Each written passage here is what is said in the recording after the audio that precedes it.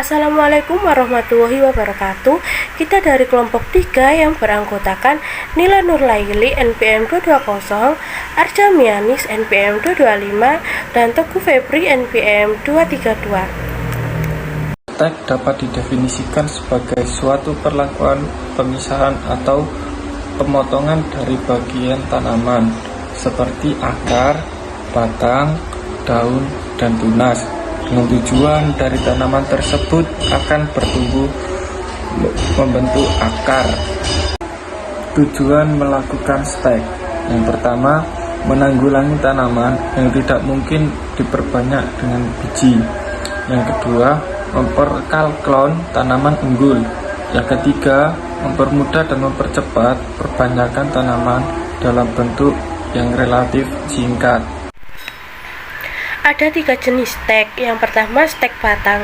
Stek ini adalah merupakan yang paling umum dipakai sampai dengan saat ini.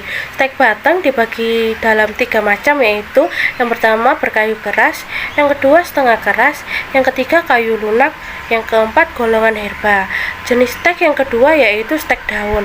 Bagian dari daun yang dapat dipakai untuk bahan stek adalah berupa helaian daun atau helaian beserta tangkai daunnya.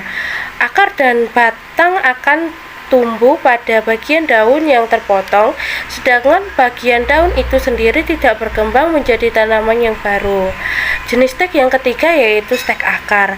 Hal yang sangat diperhatikan jika menggunakan stek akar dalam perbanyakan tanaman adalah jangan sampai penanamannya terbalik. Biasanya stek akar akan disemai sejajar dengan permukaan tanah atau sedikit masuk ke dalam tanah atau media. Keuntungan perbanyakan tanaman menggunakan stek yang pertama, menghasilkan tanaman sempurna dalam waktu yang relatif singkat. Yang kedua, bersifat sama dengan induknya. Yang ketiga, perkembangbiakan secara sederhana dan cepat. Yang keempat, dapat menghasilkan sejumlah besar bibit dalam ukuran, tinggi, ketahanan terhadap penyakit, umur, dan sifat yang sama. Kekurangan perbanyakan tanaman menggunakan stek, yang pertama, perakaran lebih lemah jika dibandingkan dengan biji. Yang kedua, harus memilih pohon induk. Dan yang terakhir, lebih rumit dibandingkan dengan biji. Terdapat 3 faktor yang mempengaruhi keberhasilan stek.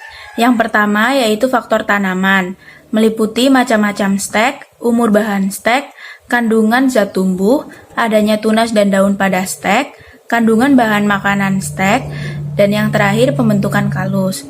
Faktor yang kedua yaitu faktor lingkungan, meliputi media tumbuh, kelembapan, cahaya, dan juga temperatur.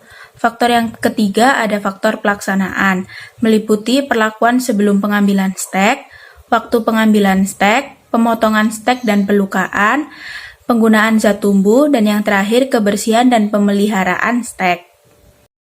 Sebelumnya kita siapkan alat dan bahannya. Yang pertama ada pisau atau cutter, yang kedua bawang merah, yang ketiga plastik, yang keempat polybag dan tanah, yang kelima tanaman sancang.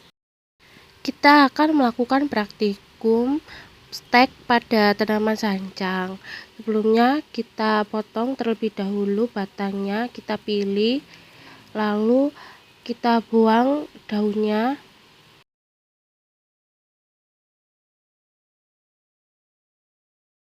Seperti ini batang tanaman sancang yang telah dihilangkan daunnya.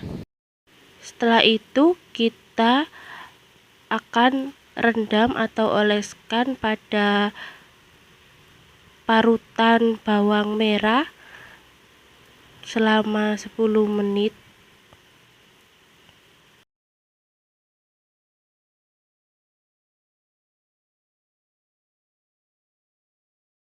Setelah sampai 10 menit, kita tancapkan ke dalam tanah seperti ini. Lalu kita tutupi dengan plastik. Setelah itu, tempatkan tanaman yang tidak terkena sinar matahari secara langsung. Itu tadi serangkaian praktikum perbanyakan vegetatif secara stek pada kelompok 3 ini. Terima kasih telah menonton video kami.